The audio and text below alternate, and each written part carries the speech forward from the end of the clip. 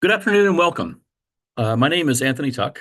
I'm a professor of classical archaeology and associate dean for faculty and academic affairs at UMass's College of Humanities and Fine Arts. It's my distinct pleasure to welcome you all tonight to this fall's capstone event for the Feinberg Family Distinguished Lecture Series, offered every other year by the History Department here at UMass. This year's theme is What Are Universities For? Struggles for the Soul of Higher Education.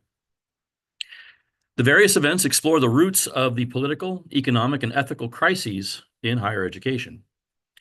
And on behalf of the department, the college, and the university, I extend our gratitude to the esteemed attorney and UMass history alumnus, Kenneth Feinberg, whose generosity makes this series possible. I also thank the faculty and staff in the history department who organized this year's series and the 36 academic partners who have co-sponsored it, among whom I'm proud to share is UMass's College of Humanities and Fine Arts itself. And before going any further, a few brief notes. Live closed captioning is available over Zoom. Please consult the chat for instructions on how to enable it. And if you're a student attending as part of a course, please sign in via the link that we will post in the chat. I invite everyone to visit the Feinberg Series website at www.umass.edu/Feinberg for recordings of this fall's events and to register for the spring 2025 events, which include several panels, a film screening, a student-curated exhibit, and the annual James Baldwin Lecture. UMass and the five colleges UMass and five college students can also find details at the last open classroom day in this semester's Feinberg course series, The Power of Universities. All students are welcome to attend this Wednesday's lecture on inventing student debt. I wish we'd done this 30 years ago, because student debt's been with me for a long time, so that's good. I would also like to acknowledge that UMass Amherst is located on the unceded homelands of the Potawatomi Nation on the land of the Noatak community. Given this year's focus on the role of higher education in society, we might use this occasion to reflect on our university's contributions, to focus on the role of higher education in society, and use this occasion to reflect on our university's contributions to indigenous land dispossession, as well as the carbon pollution, war, and other forms of violence that continue to kill, impoverish, and make refugees of indigenous and non-indigenous communities around the world. We might also recognize the university's enormous capacity to help solve these problems. The series is an invitation to us all to reflect on these questions and get involved in collective movements for justice and repair. Tonight's capstone is titled, What Are the Humanities For? Academic Thought After the Neoliberal University. When the theme of this year's Feinberg series was established, we did not then know how essential a discussion this would prove to be. Some of the challenges we will face in the coming years are known to us. Some are challenges we ourselves have authored. Others are ones that we did not invite and cannot yet fully perceive. All of this makes tonight's discussion and the theme of this year's Feinberg Lecture Series all the more essential. Anger, fear, or frustration are all entirely understandable responses to the uncertainties we now confront. But we cannot allow them to slide into indifference, paranoia, or hopelessness. Through fora like this, through open dialogue and a willingness to be both critical and accepting of criticism, our paths forward will remain pointed toward the illumination we seek as scholars and as educators. I now welcome tonight's moderator, Professor Asheesh Kapur Siddique. Professor Siddique is faculty in the Department of History, co-director of this year's Feinberg series, and author of the newly published work, The Archive of Empire. Professor Siddique.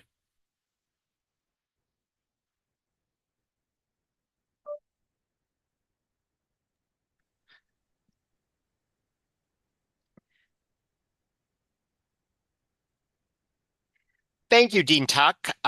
Good morning, good afternoon, good evening, depending on where in the world you are. And thank you so much for joining us. I'm so excited to introduce the capstone event for the Feinberg series for this fall. We are deeply honored to welcome one of the foremost scholars on the past and present of the university, Dr. Christopher Newfield, Director of Research at the Independent Social Research Foundation in London, and Distinguished Professor Emeritus at the University of California, Santa Barbara. Chris has written a trilogy of groundbreaking books on the university as an intellectual and social institution. Ivy and Industry, Business of the Making of the American University, 1880 to 1980, which came out from Duke University Press in 2003. Unmaking the Public University, The 40-Year Assault on the Middle Class, which came out from Harvard University Press in 2008. And most recently, The Great Mistake, How We Wreck Public Universities and How We Can Fix Them, from Johns Hopkins University Press in 2016. His research on universities emerges from practical experience with university planning and budgeting through the University of California's Academic Senate and as past president of the Modern Language Association. He is co-author of What Metrics Matter, Academic Life in the Quantified University, published by Johns Hopkins University Press in 2023, and co-editor of The Limits of the Numerical from University of Chicago Press in 2022. Newfield blogs on higher education policy at Remaking the University and has written for outlets such as the Huffington Post, the Chronicle of Higher Education, and the Boston Review, as well as the Los Angeles Review of Books. A Q&A will follow Dr. Newfield's talk, and we encourage audience members to submit questions at any time during the lecture and during the discussion to follow. Thank you.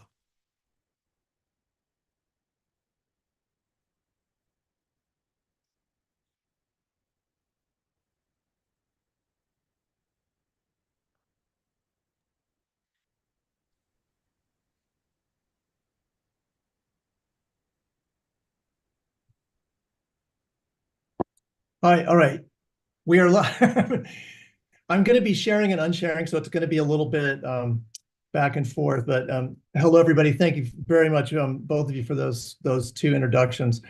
I'm really very glad to be with you all. I wish we were in person because the issues I'm going to be talking about tonight are things that we need to hash out together. And I hope that we'll have chances to do that over the next 4 years of combat and conflict. I mean, this talk is really about taking the next 4 years by the horns. It's partly a response to Trump's election and to the Republicans' full spectrum dominance of the federal government's command structure. But the core problems have been festering for decades.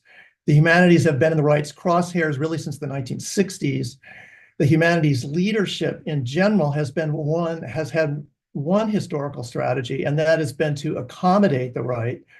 That is to plead universal values, to ask that the NEH not be killed, to praise Shakespeare in Arkansas, to recall the better angels, and to beg for mercy. This strategy has kept the humanities in a permanent state of expendability. In part 3 of this talk, I'm going to quantify its financial results, which are very bad. In part 2, I'll say more about the state of play after the election. For the moment, I'll just say that my heart goes out to the targets of Trump's ongoing siege on large sections of our society. The election has offered plenty of reasons to fight, to think clearly, to strategize coherently, and for the first time in the history of the humanities, to organize nationally and build. So first, I'm going to talk about the humanities and society. I'm going to start with my own history with them, which first landed me in the sciences before I moved on from there to philosophy and literature. I'm going to claim that the humanities fields generate knowledge that large portions of the public actually want. We have to get beneath the level of our stereotyped and desperately simple-minded public discourse for this to become clear. And my overall argument is that the humanities are largely and unjustly shut out of public discourse, but not because we're so liberal, but because we're so poor. I am going to now just show you an outline slide if I can find it here. So you have a sense of, yes, this.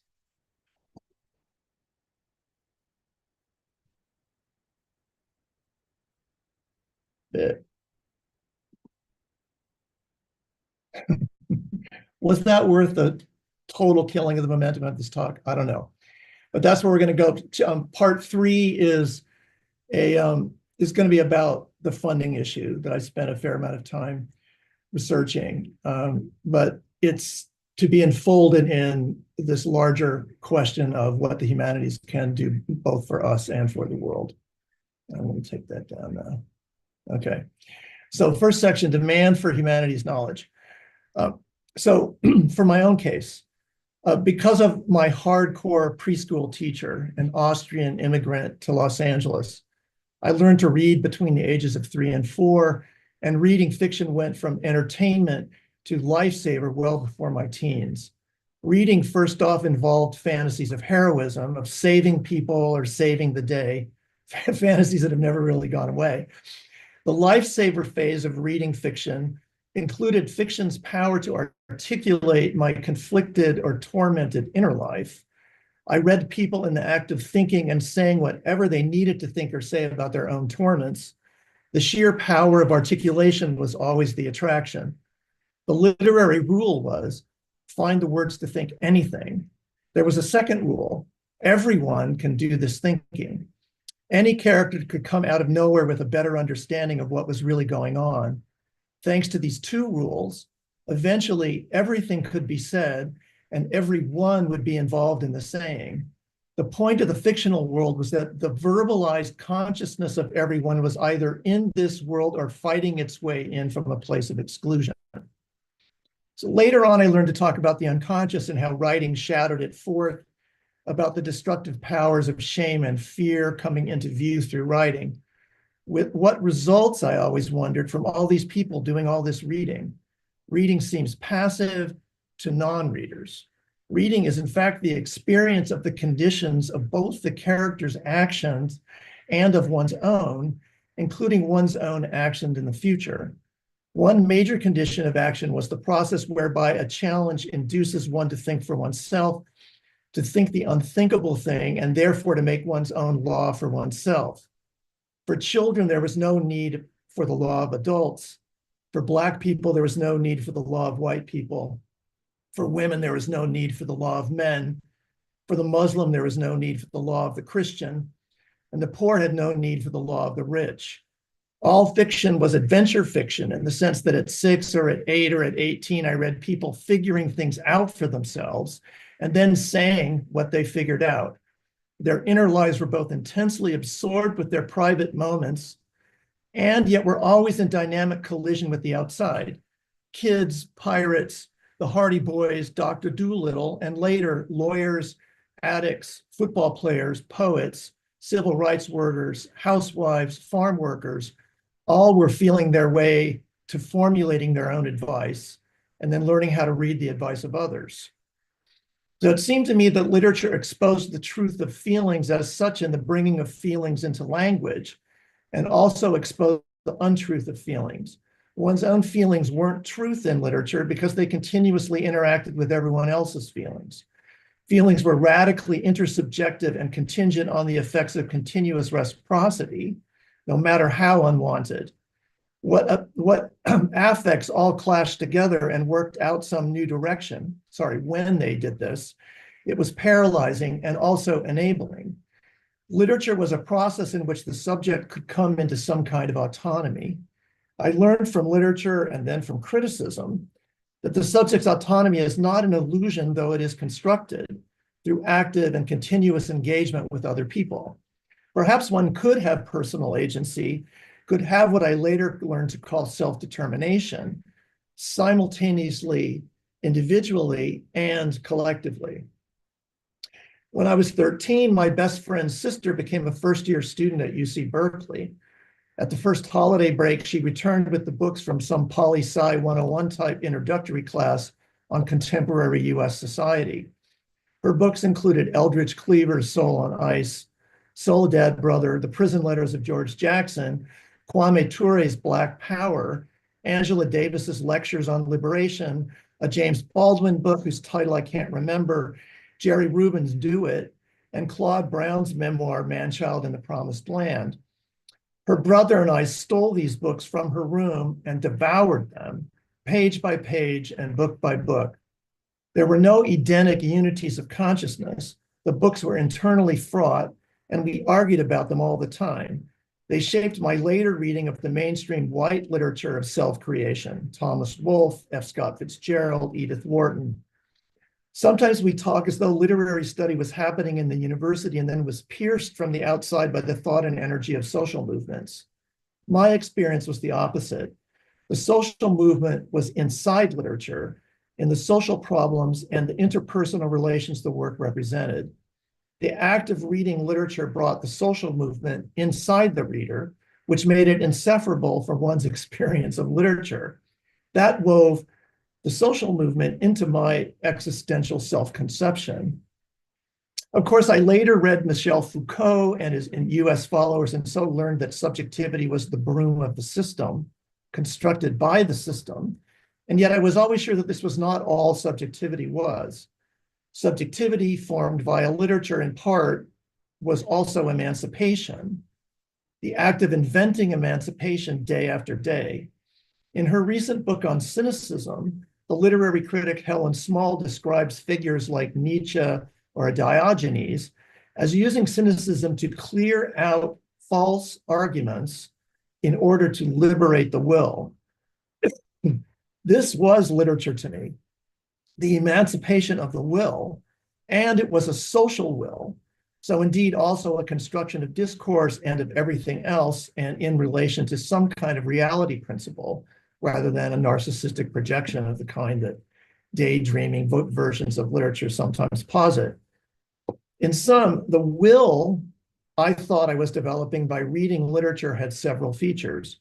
It was a continuous personal act of engagement with affects, both repressed and emerging from repression. It was intersubjective. It was constructed.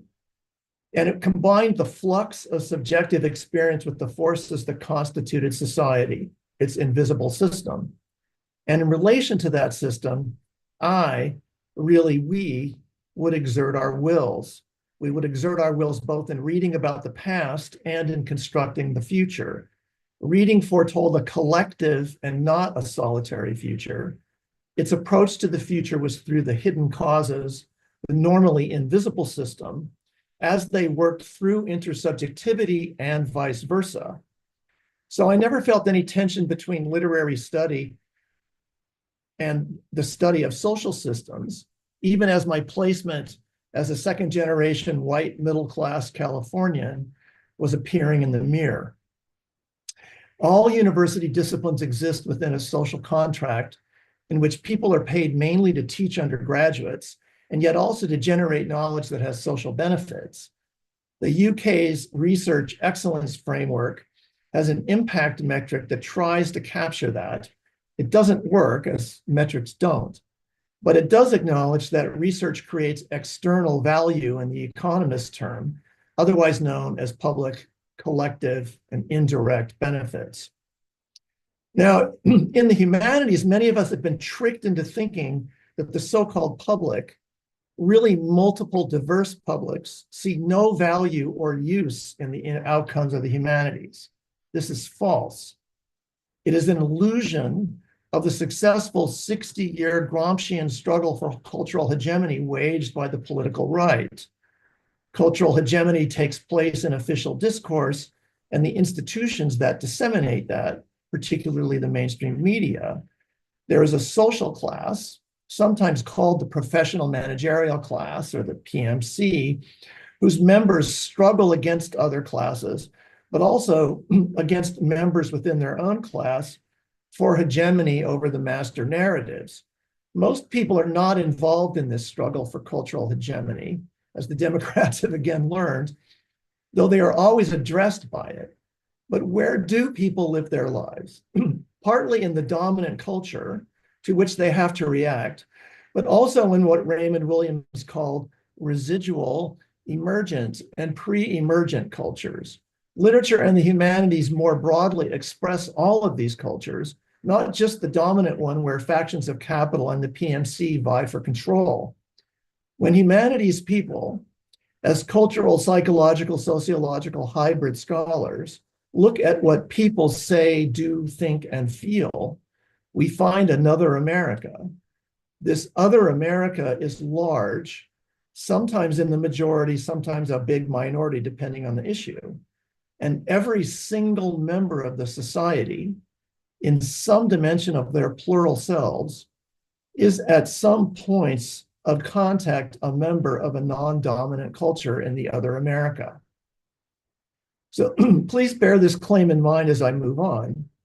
The humanities assist the emancipation of agency, the self's agency with that of others, outside and inside a dominant culture.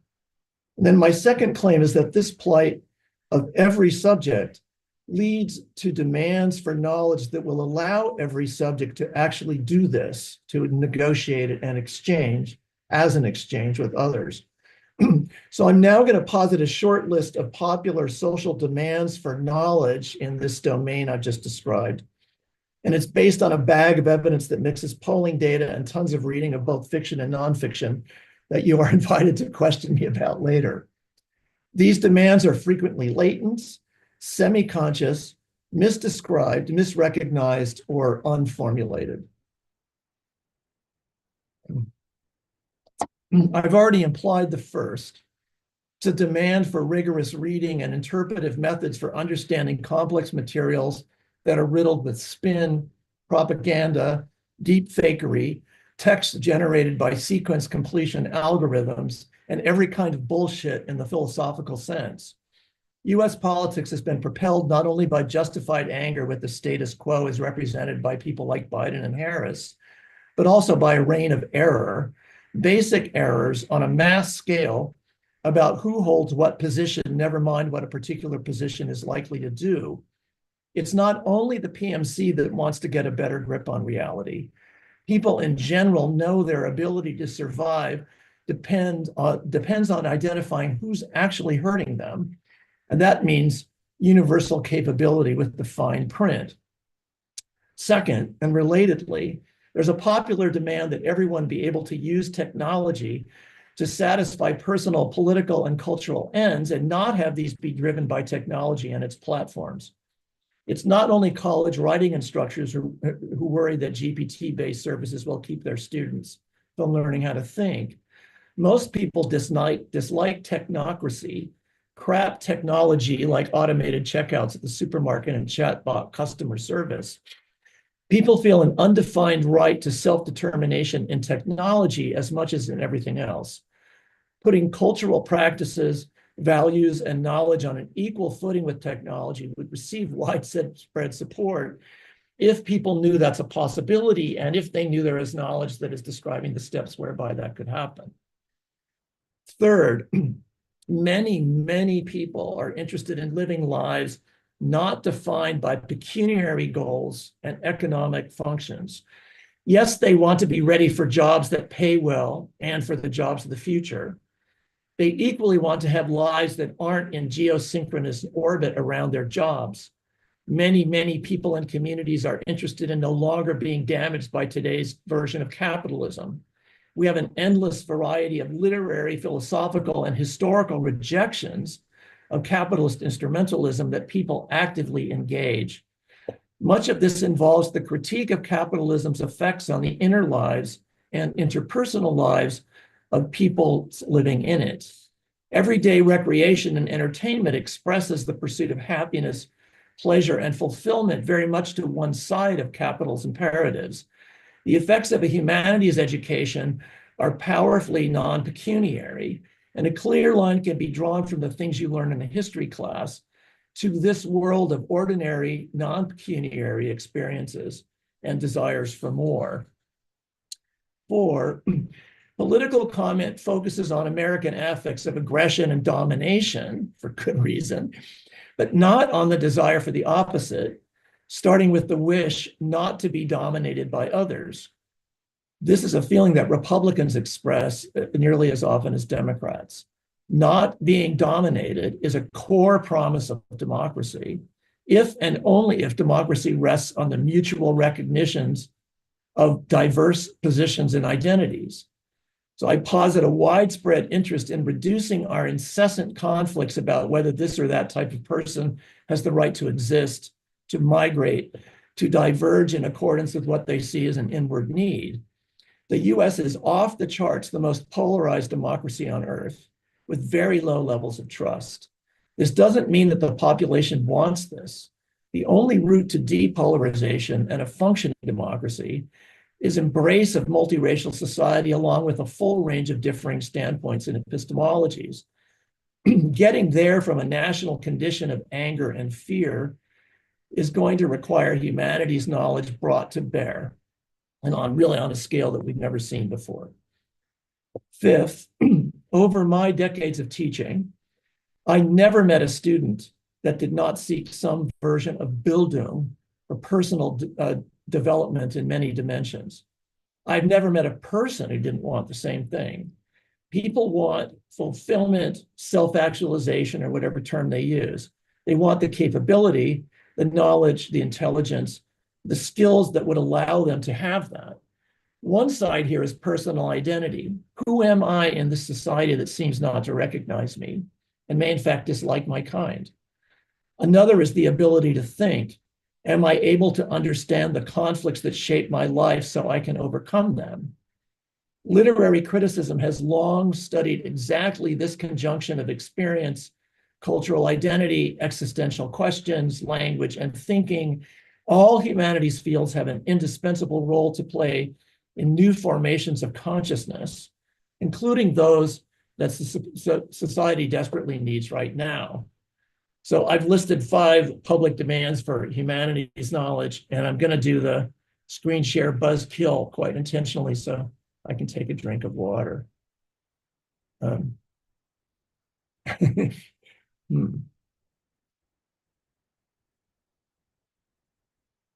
try this. So there they are.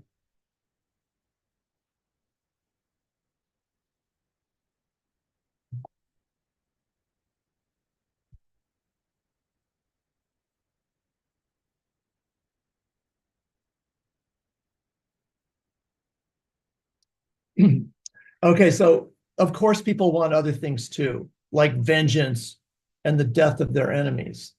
But these 5 positive demands do live now with very little encouragement from the dominant culture in a half world where the psyche and society interact, and in places that humanities fields designed themselves to understand. Humanities fields are in particular touch with emergent cultures. Their academic disciplines now must have the capacity, which I'm going to talk about in a minute, to make them real to society. Since the 1960s, the culture wars have focused relentlessly on casting the left as a subversive fringe and the right as besieged normalcy. In this model, the left is unpopular and the right is popular. This model has colonized the minds of several generations of opinion makers. I'm going to make the same point that I just made a minute ago. This model is false and the claim is a lie. Emergent cultures, culture as the process of emergence, are at least as popular as the defenses of the residual culture that has become central to electoral politics and politicians. These residual cultures do not, in fact, reflect the thoughts and feelings people have about their lives, where the desire for change, progress, betterment, even revolution is continuous. Culture as emergence is popular, and indeed it is unavoidable on right and left alike, and humanities research should have the scale and the scope to shape it. Okay, so part 2 is after the election. So I'm now going to briefly make that bridge. Okay, it's true that the economy was on the ballot this month. It's true that corporate capitalism is failing most Americans and that they are angry about this. But if the majority wanted to reduce inflation and make things fairer for the working class, they did it in the worst possible way. They just voted for oligarchic capitalism that will make the price of eggs go up and houses go up and insurance go up and medical care go up. They also voted for an openly racist version of cheap eggs and ham, the most openly racist since Alabama Governor George Wallace's campaign in 1968. And they voted for the most misogynist version. White women voted 53-47 for Trump after he lost a civil suit over sexual assault and took their reproductive rights away. There's a lot to say about political economy in America, but the deciding factor in this election was culture. It was a struggle over whose culture is dominant, whose is emergent, and whose is merely residual. Two images from a great short by Keith Boykin summed it up for me.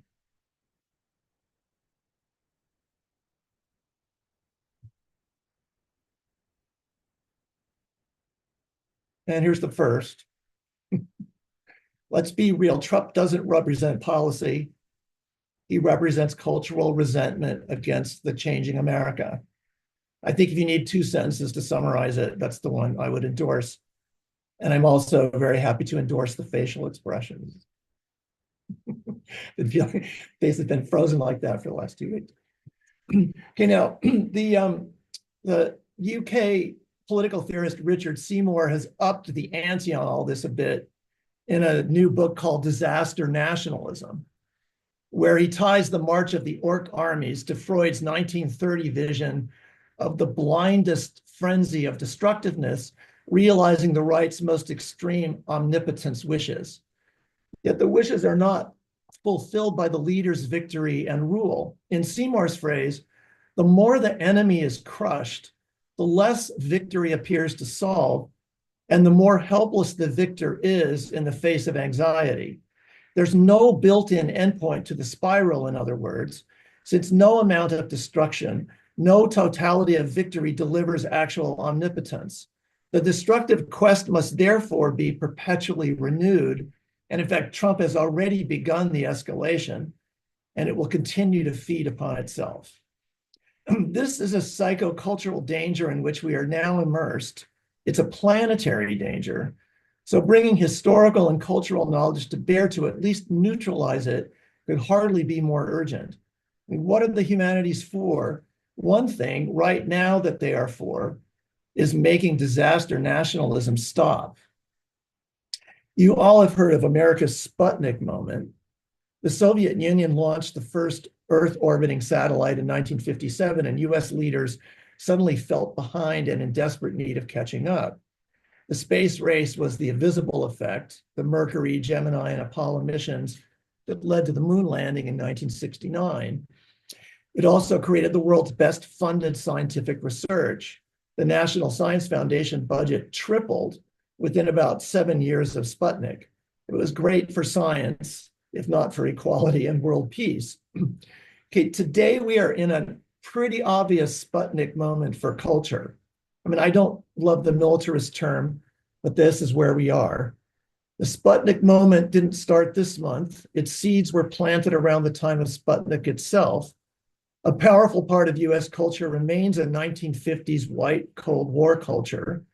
It enables McCarthyism and witch hunts.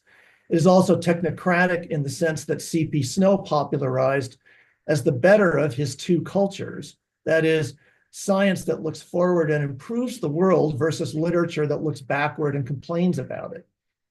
It is also, this culture, anti-communist and anti-New Deal, or anti-social democracy, and sees these two things, communism and liberalism, as the same. It expresses itself on the home front as white patriarchy, very raced, very gendered, and very defensive when this is pointed out. It is run by captains of industry, even if that industry is real estate. Donald Trump is straight out of this 1950s, and he has always been at war with the 1960s and everything that has happened since. He embraces a residual culture, and he is angry about the fact that it is not dominant. This culture is in its decadent phase, where upholding it requires prodigious energies of destruction and also of psychic dissociation, and also of repression of the majority culture embodied in multicultural America. In spite of the majority vote for Trump, the culture he represents has been losing its status as the dominant culture for decades, and that is not registered in voting numbers, but in terms of where people look in order to understand themselves and to see a desirable future. Science Sputnik meant the Soviets have a satellite and we don't. Cultural Sputnik means the minority culture, MAGA, has seized the state and the majority culture has not. We should see this not only as a political, but also as a scholarly and an intellectual problem. The power of destruction that it contains makes it a cultural emergency. We know the Steve Bannon practice of flooding the zone with shit. The humanities need to now to work on the reverse practice. We need to recall knowledge needs that do exist in society, but that have been flooded with shit and are now invisible. The humanities are for reading out this half-known actual life of people's experiences as told in their records. The humanities are for making their psychologies and their sociologies simultaneously visible and visible for each other. The humanities cannot simply drain the zone, but now must build another zone altogether. Okay, so this is where we come to the third section. It's a bit longer than this last one, and it involves these charts. And this is going to be a bit much, so bear with me. And I don't know if there's some way to stop me in chat or slow me down, but I don't know. I'm always happy to be interrupted with this stuff. And usually online, my compromise is to interrupt myself. So I will try not to do in the interest of time. Anyway, here we go. So the question now is, how can the humanities do that, do this big social project in relation to cultural emergency? We're going to need to take two steps that academic humanists are normally very reluctant to take. We need to organize the analysis and critique we already have into a much more coherent body of knowledge than we currently have, with all of its internal differences, not suppressed, but organized some better way. This is the first step. This means creating an archive of our research along the lines of the National Bureau of Economic Research. We need one for cultural research, like an NBCR. Over time, we'll need to build this into a counter model, as the Mount Pelerin Society and the Chicago School of Economics, along with many others, did for neoliberalism.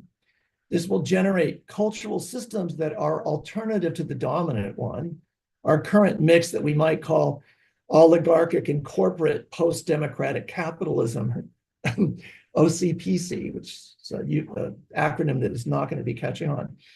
You get the general territory. It's this emergent culture that's been continuously dragged backwards, especially by presidential elections. And this has been going on in the United States really since 1972. Building cultural systems from the many elements that we already have, this project I just named, is going to take 20 or 30 years. But the first phase, that structured national archive, can be done in 4. But there's a prior step behind the National Archive, the knowledge base, the knowledge world that is there, that's real, that people can access. So let's call it step 0. And that is to build an educational and communications infrastructure to create it and transmit it, starting with research. Raymond Williams and Stuart Hall and many others have described education and communications jointly, not seeing them as two separate systems. Describe them as linked elements in the long revolution, Williams's phrase, towards full cultural democracy. Okay. The right thinks we've already done this. That is, that we've made the universities into a liberal Marxist alternative universe in which we indoctrinate our students fully. They're obviously wrong about this. Yet academic humanists have somewhat similarly assumed that the university is, in fact, our research and communications infrastructure. We too are wrong about this. The university belongs not to its students and scholars, but to its governing boards and senior administrators. The university's communication systems are 2 decades out of date, and most importantly, the humanities research base is a century out of date. So I'm going to put these issues in monetary terms. I mean, I'm a materialist, and money powerfully affects, it doesn't linearly determine, it's an interactive model that I have in my head. But money does powerfully affect the mass subjectivity of the humanities. It affects its ambition, and it affects its confidence. I mean, there are so many issues here: precarity, mental health, racism, and many others. And I'm going to stick with numbers here for the interest of time, partly, but also just as proxies for these things, and also for like an actual representation for the limits that money put on our capability, lack of money in particular. Okay, so onto these limits, these lacks. Just a bit of background. The United States is the biggest spender on research and development, or R&D, in the world. with China now a close number 2. Most of this expenditure is for experimental development. That is 67% of this R&D money. And for applied research, which is another 18%, meaning that only 15% of R&D in the US overall is spent on basic research. A lot of this is subsidy to industry, in other words. While 75% of overall R&D is performed by business, the federal government is the biggest performer of basic research, about half in 2021, 46% to be exact. Okay, so this is a big deal because it means that disciplines with little or no commercial potential are likely to get nearly all of their funding from government rather than from business. Business, by definition, looks for financial return on investment, not to make a contribution to human knowledge. Essentially, all humanities scholarship is basic research. Its effects are mostly non-pecuniary. They are also spread across individuals and society. Advanced literacy makes it easier for the individual to get a good job, for example, and also for society to produce complex services and have mass democratic deliberation. The same goes for understanding the relation between capitalism and colonialism. This knowledge isn't directly monetizable, but it allows society to hold together over time and perhaps even to progress. Given this non-commercial status of nearly all humanities scholarship, the amount governments spend on it is a burning interest. Of the 54 billion or so in university research the government funds, 69 million goes to the humanities. That is, the humanities receive 0.13% of the federal total. This is, in other words, less, or it's about 0.1%. And it's a nearly invisible slice of the overall federal research pie. Let's take a look at this.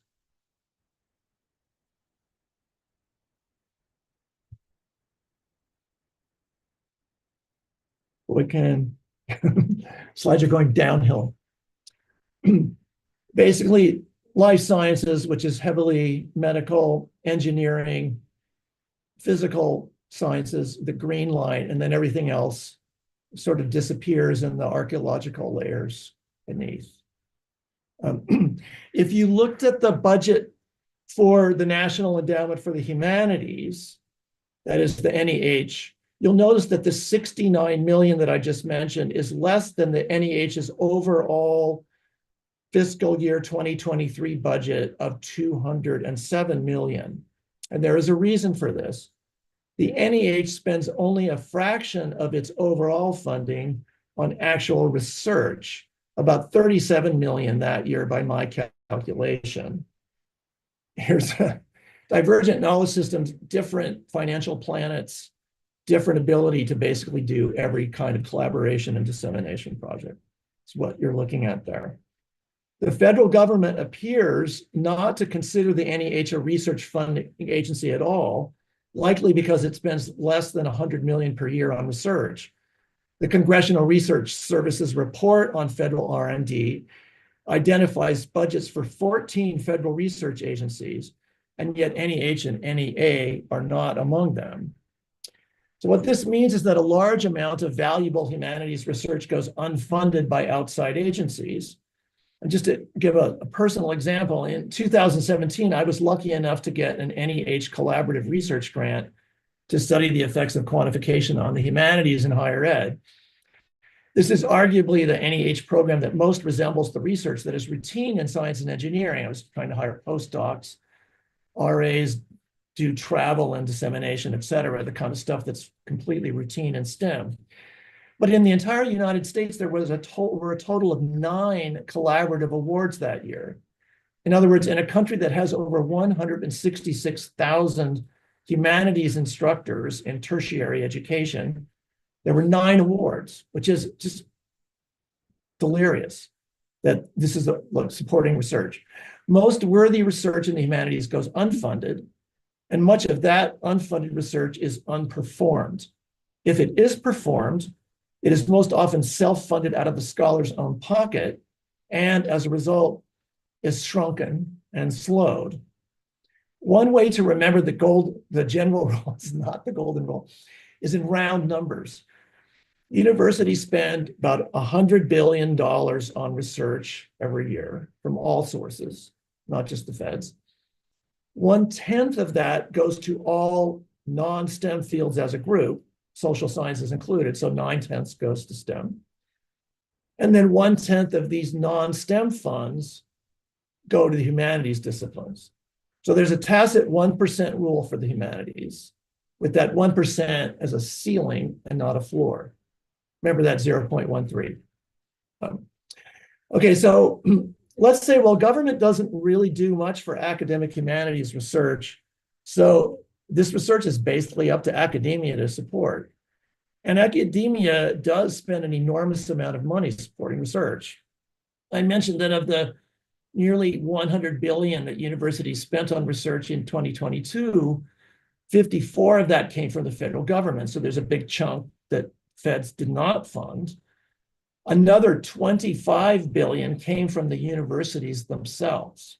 It's called institutional funds by the Higher Education R&D Survey or HERD survey that the NSF must conduct by law. This means that more than 25 cents of every research dollar spent at universities comes out of universities' own pockets. So surely in that 25 billion, there's a lot of money being spent on humanities research, not funded by the feds, but funded by campuses, right? I mean, the idea here is that universities fill in gaps in government spending, they complement the government's priorities in order to sort of balance out the fact that the federal government is totally obsessed with defense and economic outcomes of the research that it funds. Okay, so time for a couple of charts with some selected institutions that will clarify a couple of overall points about this situation. Okay, this is, there's 6 universities here. These are research expenditures by major funding source. This is taken directly from NSF data that's reported out by hundreds of universities all around the country. So these are based on what the universities say about themselves. The feds are not really calculating this or checking up on it. And I've assembled some of the categories, if any of you have looked at these tables.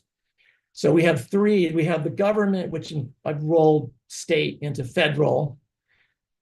We have the green, which is business and nonprofits also bundled together. Business never really gets out of single digits. It was supposed to be a big replacement for the state. It's never been that, except that really a very small number of places. And then the gray, which is what we're interested in, are institutional funds, which are basically the university's money that they spend. And there's a few things to notice here. The first, apparently similar universities like Berkeley and Michigan, or Princeton and Stanford have divergent levels of expenditure, height of the bars and also the ratios within them. I mean, medical centers explain much of this. Berkeley does not have a medical school, Stanford does, but by no means explains all of the variance. The second issue is the gray band, the institutional funds money that is the universities. Universities spend just piles of money out of their own pockets supporting this research. So it's 210 million at Berkeley, 169 million at Stanford, and a pretty incredible 612 million of institutional funds at the University of Michigan, research powerhouse. But it turns out that more than a third of Michigan's research funding is its own money. And interestingly, I was just checking on this. This is also true on a smaller scale at UMass Amherst. 1/3 is institutional funds of the total research expenditure. Given these large amounts of internal spending on research and the high dollar extramural funding of STEM fields, one might revert to the consoling belief that I mentioned above that there'd be plenty of money for these non-STEM fields. I mean, but in reality, how do non-STEM fields in the humanities fare? So here's another slide. Same institutions. Now each institution gets 2 bars. Okay, so taking the gray bar horizontally, that band, I should say, turn it into a bar on the right-hand side. And then so that's all institutional funds. The left-hand bar for each university, which has multi-colors that you can't see very well, is all expenditures from all sources. So there's a little bit of a glitch here that we don't have to worry about at the moment, on non-STEM fields. So the right-hand bar is all institutional funding. The left-hand bar is non-STEM research. Okay. You'll notice that the right-hand bar for each institution is much taller than the left-hand bar. So this leads to our third observation. Universities spend much more of their own funds on research, STEM and non-STEM together, than they spend on non-STEM research from all sources.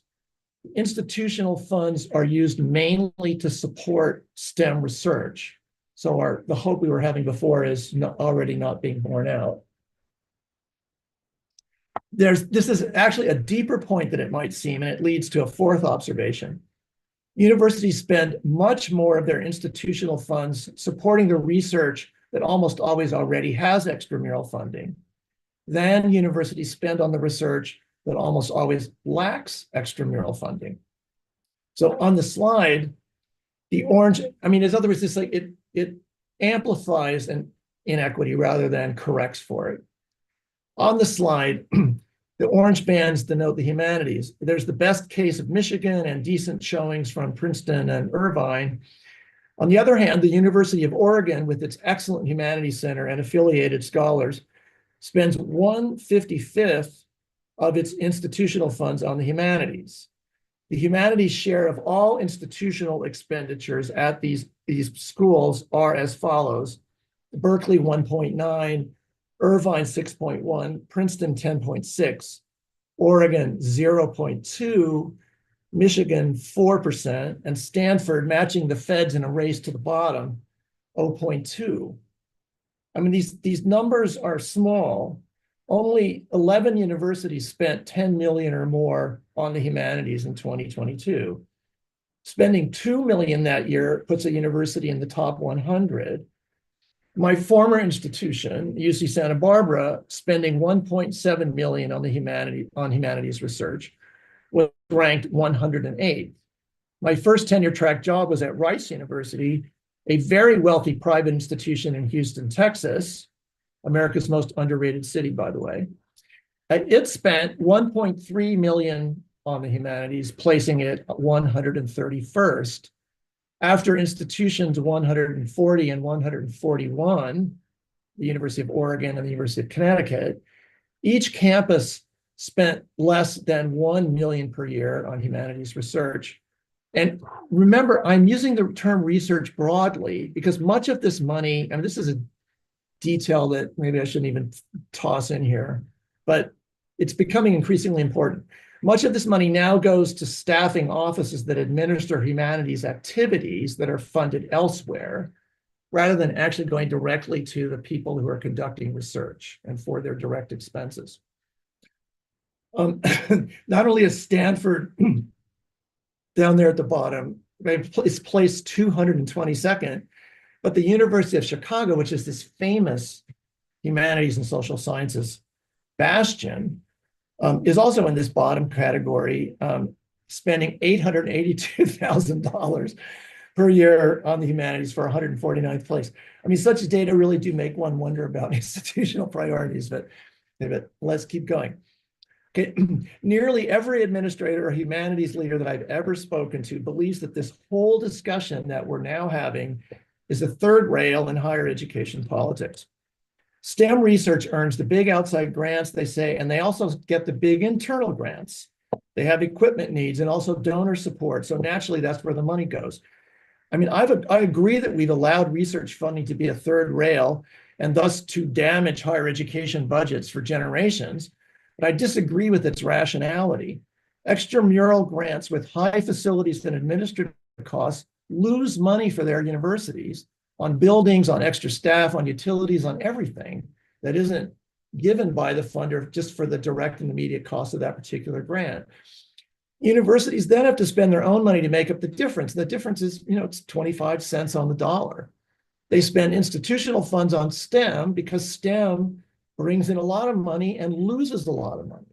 They have, in many cases, little left over to spend on non-STEM research that cannot get outside grants, even though the monies required there are pretty small. Universities spend most of their internal research funds, as you can see on this graph, adding to the extramural funds that STEM grants have already received. That's what you're looking at here. Okay, let me just do a quick comparison. The United Kingdom has a much more centralized statistical state, and it also has more brutal candor about the fiscal crisis in its higher ed sector. It had an adversarial central government for years, and they publish this data. And here's what you see in the UK. They lose the same amount of money on research, and that is here. The sector as a whole, 130 universities in the UK, something like that, lost $5 billion net. Brought in, if you look at gross, it's really big, it's very positive. Net negative £5 billion. How do they pay for this? Well, they do what the US and Canada did, which is pile in as many international students as they can and charge them as much as they can. Double in the UK, triple in places like California. And it still wasn't enough. And so they're still losing this money. I'm throwing this up as evidence that a relatively honest accounting in the United States is likely to produce exactly the same result as the fairly draconian accounting that you get in the UK. Okay, I want to mention really quickly another twist, which is important for me to use a term I'm going to use in a minute, which is budget injustice. Where do these subsidy revenues, the institutional funds, come from? When we say money comes in the university's own pocket, what does that actually mean? At public universities especially, they come almost entirely from students, mostly undergraduates are paying.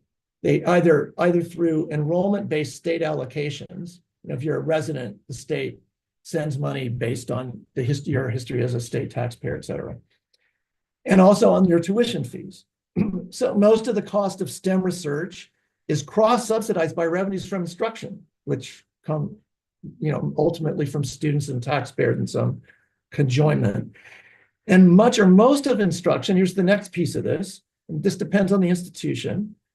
Much or most of instruction, if we count enrollments, comes from non-STEM fields, especially the social sciences, but also the humanities and the arts. Since a good share of institutional funds are earned by instruction in non-STEM fields, the many students who pay money to study sociology, economics, history of art, philosophy, etc., these fields do in fact have a claim to receive a solid share of those funds for their research that produces the knowledge that they are then communicating to their students back in the classroom. As I noted above, you can get some sense of how they are doing by comparing the bars in slide 9. They're receiving a fractional return. Now I'm talking about undergraduates on their investment of their funds and some taxpayer money together. The University of California as a system spent 0.5% of its total research expenditures on the arts and the humanities together in 2018, 2019. They were allocating about 26 million to those fields out of about 49 billion that year. After that year, UC simply stopped reporting arts and humanities funding. So here's what we see. You see the university duplicating the inequalities of funding on the federal level, not fighting it in some way or compensating for it. This is 2020. Got arts and humanities here. Skip forward 2 years, it's just gone. Too small. That's part of it. Haven't been able to get an answer. Nonetheless, it's goodbye. In some, humanities fields are underfunded both in proportion to other fields and in proportion to their contribution to the revenues that make up the institutional funds that they're mostly not getting. There is budgetary injustice here. There's injustice for our students, for our academic staff, and for our disciplines in their intellectual lives. Universities do spend an enormous amount of money of their own money on research, just not on research on culture, history, society, people. Intellectual marginality, as we experience it often, comes from resource poverty. It's not the only reason we have an unhinged culture, but it's a big one that we could actually do something about. Okay, so last section, I'm gonna stop the share. Okay, yes, I did. Okay, so in conclusion, what are the humanities fields to do about our cultural emergency, given the precarity of our workers, our culture war embattlement, our lack of research infrastructure, and the omerta that veils our funding structures? I mean, we have a cultural emergency, but we're broke. So I've already described a national campaign for funding justice. The current state of deliberate fiscal secrecy puts the entire burden of campaigning for funding justice, or just basic funding transparency, squarely on the shoulders of those who do know. And these people are humanities managers of all kinds. These are deans, provosts, humanities center directors, some departmental chairs, as well as the directors and presidents of national associations and foundations like the NEH, the Modern Language Association, the Mellon Foundation, the Guggenheim Foundation, the American Council of Learned Societies, the National Humanities Alliance, the American Historical Association, the National Humanities Center, and so on. What have they been doing about underfunding? And what will they do now, much more importantly, with the current cultural emergency? The traditional failure of administrators to speak out has itself been a message.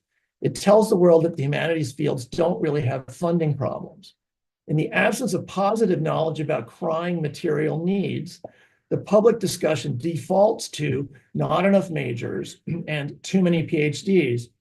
This erases the causal link between comparatively low research funding and low public visibility. In the resulting vacuum of material information, the interested public gets distracted by theory wars, alleged internal intellectual flaws, charges of overly liberal politics, and anything else that can be used to blame the fiscal victims. Most of the humanities deans and other officials I've known say that any discussion of funding shortfalls will backfire. They thus take on the role of first suppressors. The claim is that unless we are neither seen nor heard, we will be zeroed out. All such officials I've known are sincere, dedicated, intelligent people. And on this issue, they are completely wrong. Humanities federal funding already rounds to zero. Unless they reverse their own omerta, absolute zero is what we'll get.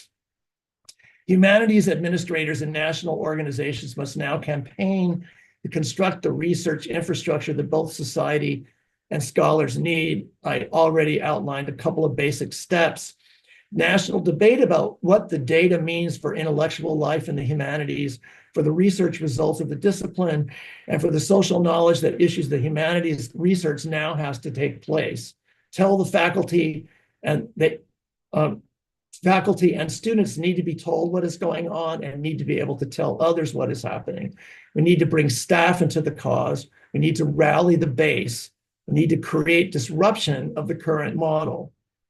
In trying to regularize basic things like data collection, analysis, reporting, and related functions, we need to be aware that campus officials often have their hands tied by their own bosses. Academia is now generally operated with a corporate chain of command, where a dean who calls for glasnost or enacts it on their own is courting marginalization, budget reduction, or firing. Administrative service generally entails a de facto loyalty oath to fiscal secrecy. Academic freedom does not exist in the financial and administrative sides of the university. Individual faculty members face a similar risk. The risk is worse for professional staff who can be moved or fired at will. The only internal remedy is a steady, relentless campaign of institutional education about the need for the open circulation of information and the duty of universities to protect the people who do it. That means expanding academic freedom from tenured faculty to NTT faculty, to professional staff, and to people that are involved in administrative work. This campaign will need to happen for months or years or however long it takes. I know a couple of deans who are trying to do this. I mean, literally, I know two. So far, they have received little support from their peers. That is going to have to change. We will need to change the language game in institutions where shunning, exclusion, or removal are normal and deniable responses to dissent. Faculty will need to go beyond expressions of regret for the bad job market and program closures at less fortunate colleges and engage in what Isabelle Bruno calls stats activism, data activism of the kind that has become common in relation to social media, large language models, police violence, privacy, capital projects, and pretty much everything else in our organizational world. Without humanities-based stats activism directed towards ourselves as well as outward, and in relation to our working conditions, national humanities leadership and administrators will in effect collaborate with special austerity for their disciplines, intensify adjunctification, and keep everyone silent about the 1% rule for research funding, soon to be the 0% rule under Trump. In real terms, NEH is already funded at less than half its 1980 level. Our current strategy needs a complete revision. In short, academia needs a cultural change on talking about money, as well as seeing the humanities as a research operation. Graduate student unionization efforts have helped a lot, and tenured faculty, administrative, and national humanities leaders now need to help as well. We know that humanities fields have enormous value exactly as they are. But if we want them to be on the front line of creating public knowledge that can address our current cultural disaster, we must rebuild our cultural disciplines. And we can do this, but we need to start this right now. Thank you.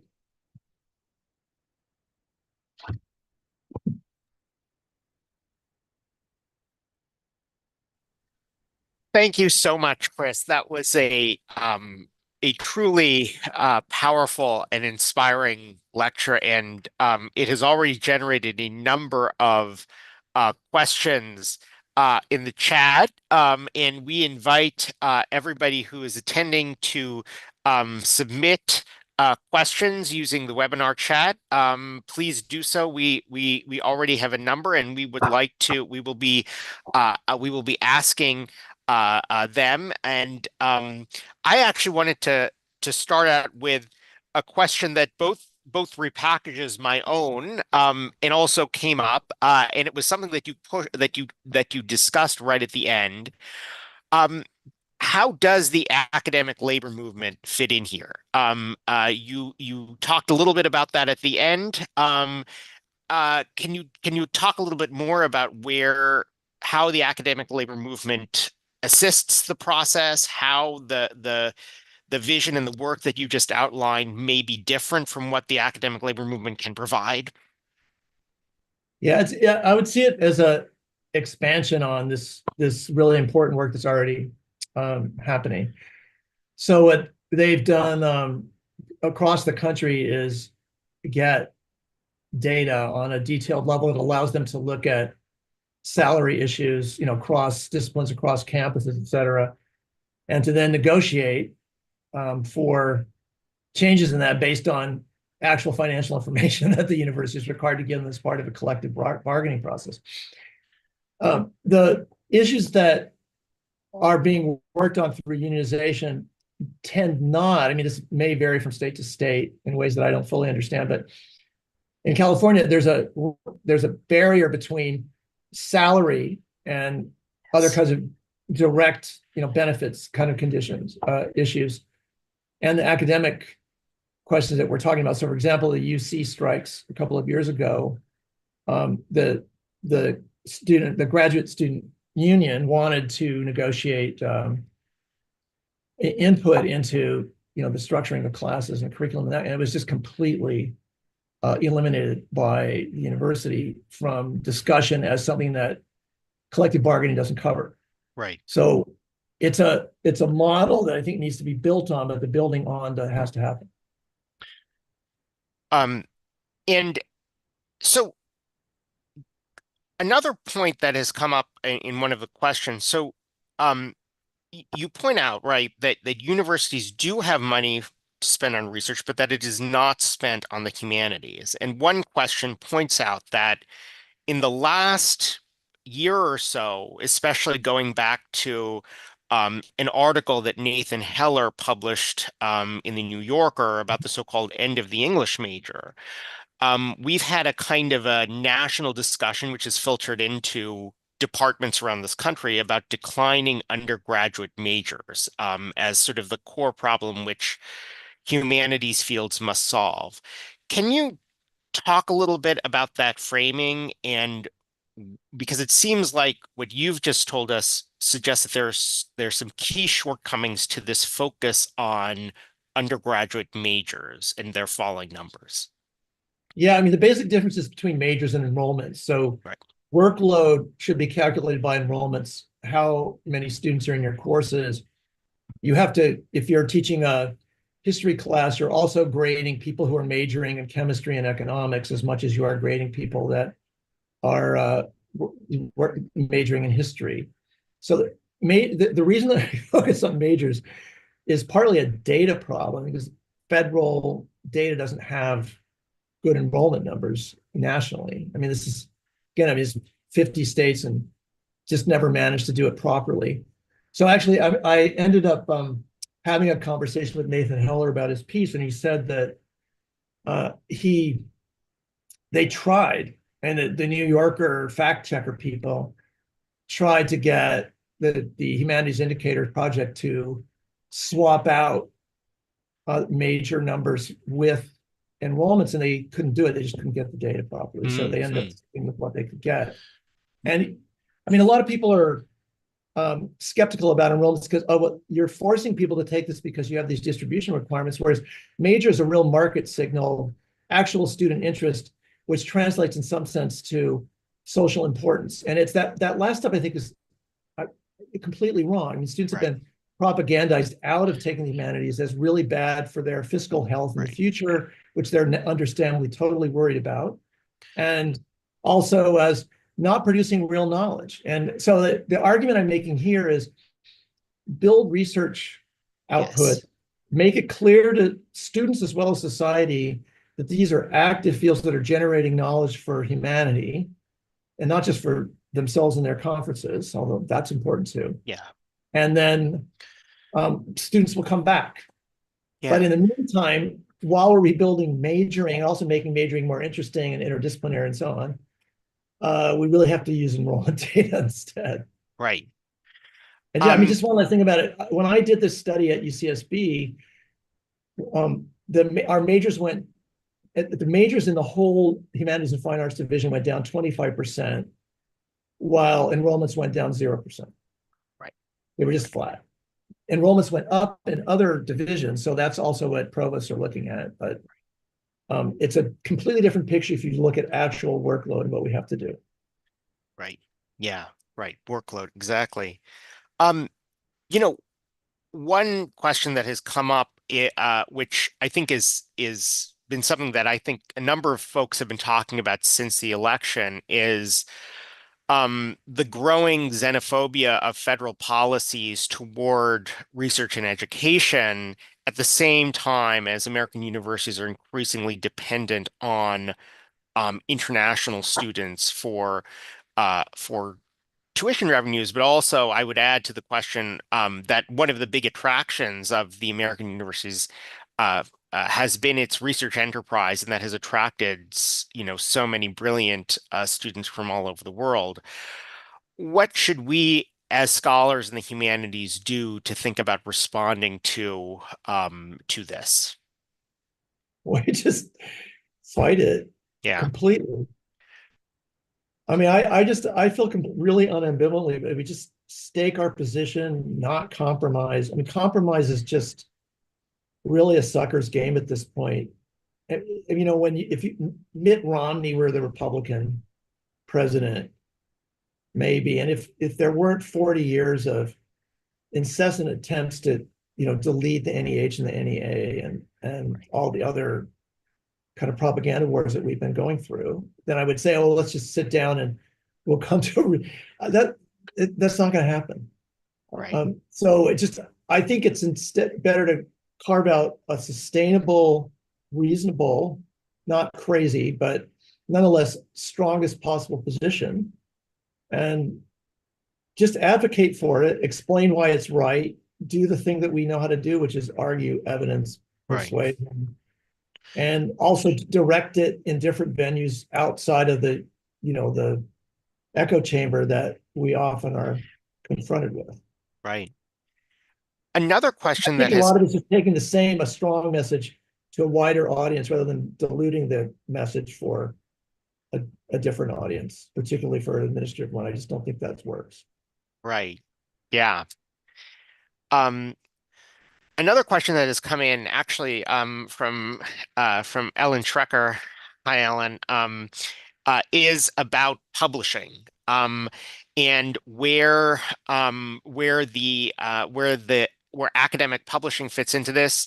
One aspect I think of this crisis has also been the crisis of the university presses, which are so essential to the ecosystem of humanities knowledge production. And we've seen presses face many fiscal crises. We've talked, and we have other discussions about the increasing costs of academic monographs and decreasing library budgets. Mhm. What about that side of things?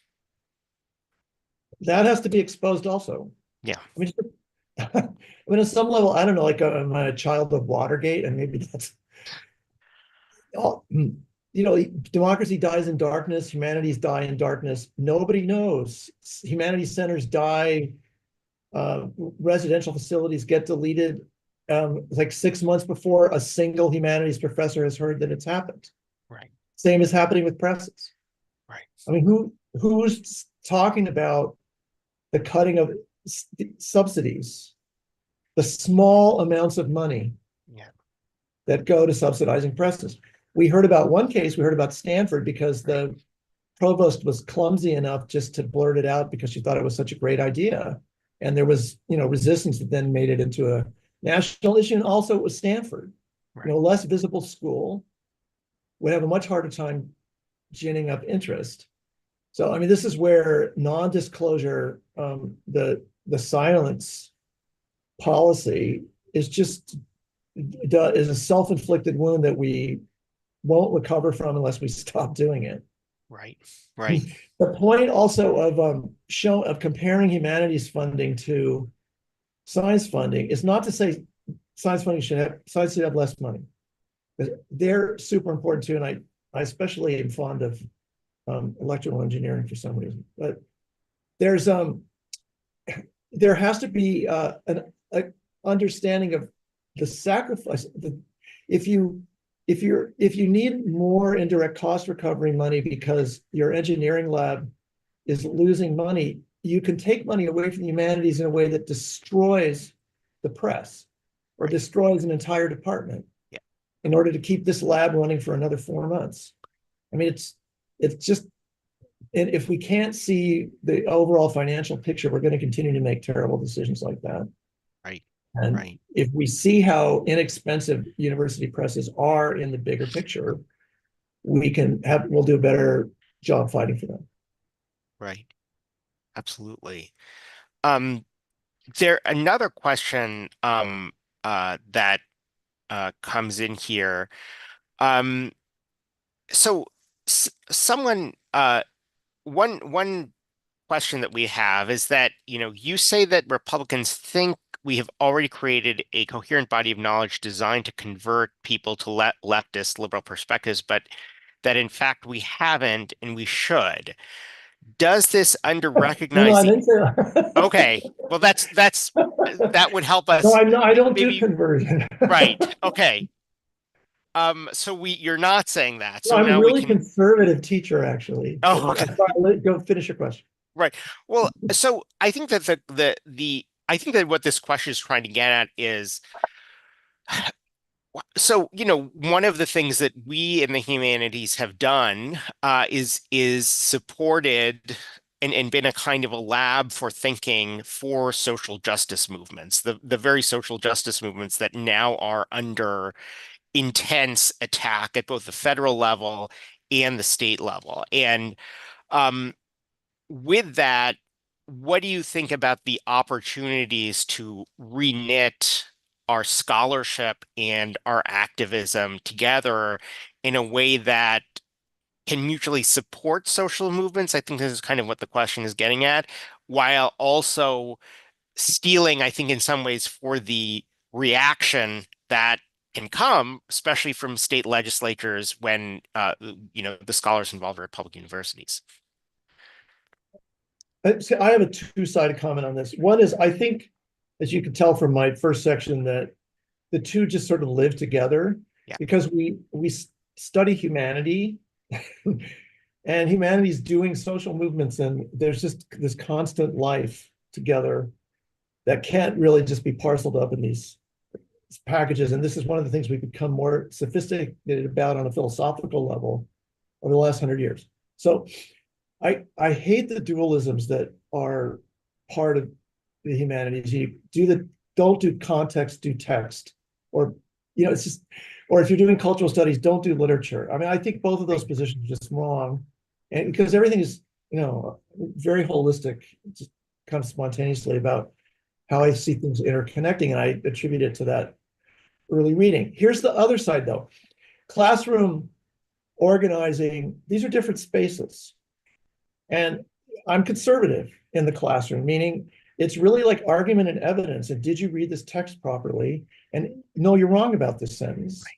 I have absolutely I have no qualms asserting the privileges of knowledge in relation to gaps in it in the classroom context.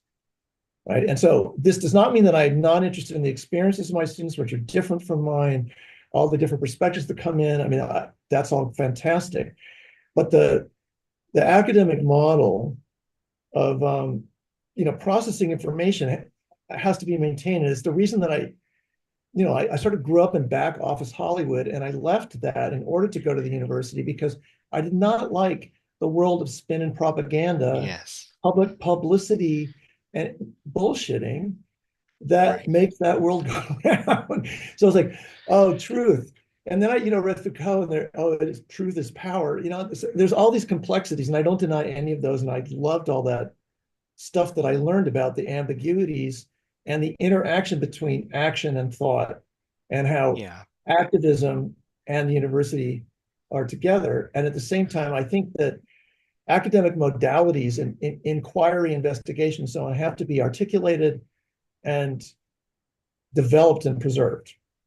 Yeah, absolutely.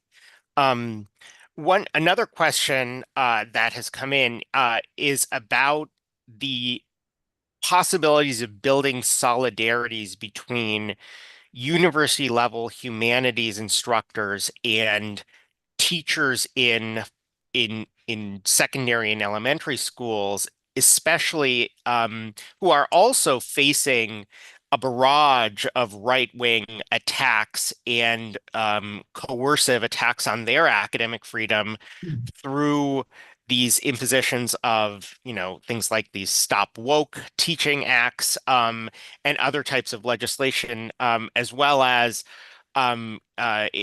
investigation from right-wing legislators on their teaching.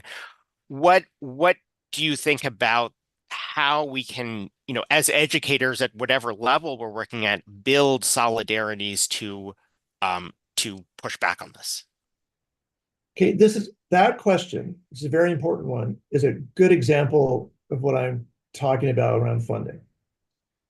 When I was working on innovation theory, I had this strange period in the 2000s, and I was a co-PI on an enormous engineering grant in the National Science Foundation to study nanotechnology in society.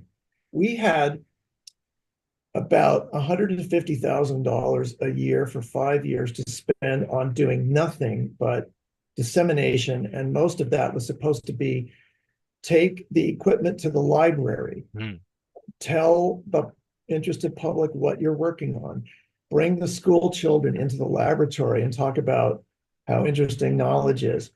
The relationship between primary and secondary school teachers and the university it's not can we do this? We've been doing it for decades. And here's, by the way, here's $1.2 billion that the NSF spent in 2022 for science education. Most of that not being spent, I actually know, quite a bit of it not being spent at universities at all, but in the secondary school system. So it's a great place. We have to do that. We can only do it if we can get funded to do it. We can't all work 85 hours a week on 3 different unpaid jobs. There has to be an infrastructure built so that there are people that keep the circulation around academic freedom, around trans rights and how to deal with critics of that, around the whole thing in constant motion. And we need to budget for it and ask for it and demand it and advocate and struggle. But there has to be a very clear goal of having adequate support for doing these really important things that we've been talking about my whole career. Exactly. Exactly. We all want to do it. There's just no ambivalence about it. It's just how. And the how is the Absolutely. money. Exactly. And tonight, this afternoon, depending on where in the world you are, we've heard Christopher Newfield really lay out, I think, a very inspiring plan for us to think about how we move forward. And it is up to us to organize ourselves to make this happen. And these are conversations that those of us who are concerned about this, and I think that it's the vast majority, need to be pushing our departments, our professional organizations, our colleagues to engage in. And with that, I want to thank everybody for being here, and especially thank Christopher Newfield. It's really been an honor to be in conversation with you and to host this vital capstone that rounds out our fall semester's Feinberg Series exploration of the historical roots of present-day social, political, and ethical crises in higher ed. And all of the events have been recorded, and they'll be available on the Feinberg Series website to be rewatched and continue to be thought about and talked about. And while we'll be on hiatus for winter break, we will be returning in the spring semester with workshops on campus here at UMass, but also panels, a lecture, and other roundtables that will be also broadcast on Zoom. So we hope that everybody around the world will attend. And then the series will resume on Thursday, February 13th at 4 p.m. Eastern Time, when we'll be hosting an expansive dialogue with Tristan Atone and Kei Wing Yang on the historical and present-day relationships of U.S. universities to Indigenous peoples and how universities can be accountable to the land and to Indigenous peoples, facilitated by UMass Professor Abigail Chapik-Noy. For now, I want to thank again, truly, Christopher Newfield for this brilliant lecture, and to wish everybody a very good evening or good day wherever you are in the world, and to keep up the fight for the humanities and for public education everywhere. Thank you. Good night. Thank you, Asheesh. Thanks, everyone. Be in touch.